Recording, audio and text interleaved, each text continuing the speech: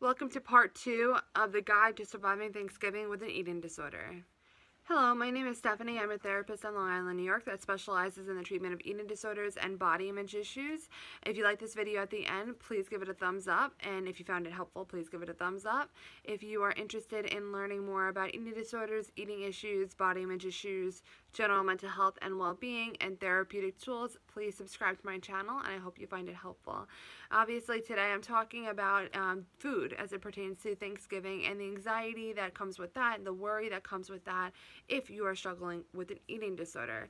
So let's just start by talking about why is this anxiety provoking. First off, for someone struggling with an eating disorder recovery, or doesn't have confidence or lacks confidence as it pertains to food, Thanksgiving can be incredibly overwhelming. Think about it. Food is basically the staple of Thanksgiving. Most people will go to families very early on, and there's snack platters out all day for guests, and it's something that could be overwhelming. And then the main part is that meal, and the meal, I mean, let's face it, everyone overeats, everyone feels very, very full on Thanksgiving, and it just becomes this just detrimental, this thing hanging over their head that just is feeling very detrimental and scary and worrisome. So now we need to talk about how to get through that. All right, number one is it's understanding that this day will look different food-wise. So this, if you have a nutritionist, an eating disorder nutritionist, I would highly, highly suggest having a conversation with them. They probably will bring it up already, but it's better if it comes from you. Having a conversation with them about your concerns with Thanksgiving and having a plan going forward.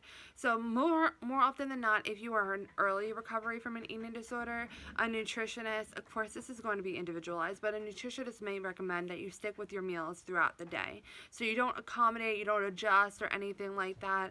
And the reason for that is because sometimes it's very difficult to get off the structure early on in recovery and be able to get back on track.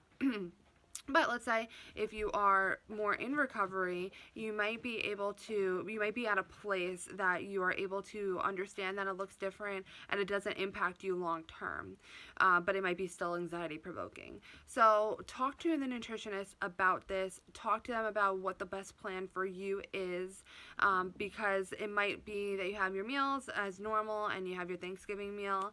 It might be that you might change timing or anything like that. Just have that conversation and get the best plan of action for you. At the very least, just understand Thanksgiving Day will look different from every other day, and that is absolutely okay. All right, now number 2, allow yourself to eat everything. No, that does not mean that you are going to take all the platters of food and sit in the corner and just go to town. That's not what that means. When you, and I will leave another link in the video, a link to the video in the description below about what restricting food actually does. It's a couple actually links. So if you recall, and I'll just briefly go over it, I've talked about this pendulum or this restricting binging cycle, that if you restrict yourself in any way, the mentality of restricting is that it gives power to the food, and it makes it even more compelling to have that food and to overindulge in that food. So more than likely, if you just allow yourself to have it, if there's crackers or whatever it is that's out and that you keep saying no, no, no to, if you keep saying no, no, no, more than likely, if it's at your house later on, you're going to go back out and end up overeating it later. As opposed to if you just allowed yourself to have it, it's food, it's just something that you can consume, you can enjoy. You're not going to be as likely to overindulge or to feel miserable, to be just really honest. So just allowing yourself to have all this food, and let's say if you do overdo it a little bit, so what? It happens. We can move on, and it's okay. All right, now, number 3 and my final tip for today, for Thanksgiving, make sure you are not compensating in any way. So for those people who may purge, or that is one of their eating disorder behaviors, make a rule that you're not going to purge. More than likely, you are going to overeat if, just because it's Thanksgiving, and a lot of people do. So, and that's very typical and normal, and it could be very balanced and part of a balanced and healthy lifestyle. So make a rule that no matter what, you will not purge. Because again, if you give into these disordered behaviors, that just can breed and multiply, and it's just very detrimental for your recovery. And to the likewise, don't make a rule that you will not compensate by exercising or over exercising. If exercise is a normal part of your life, then go for it.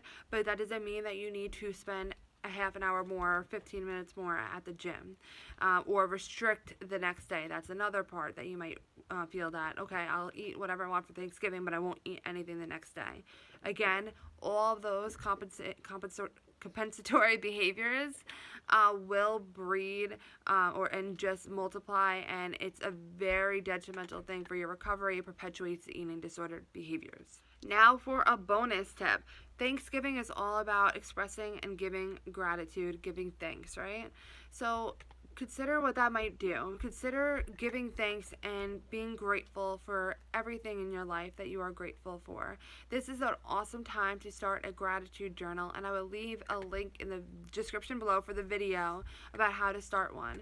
But gratitude and gratefulness, there is so much research being done and that has been done that it does absolute wonders for our mental health.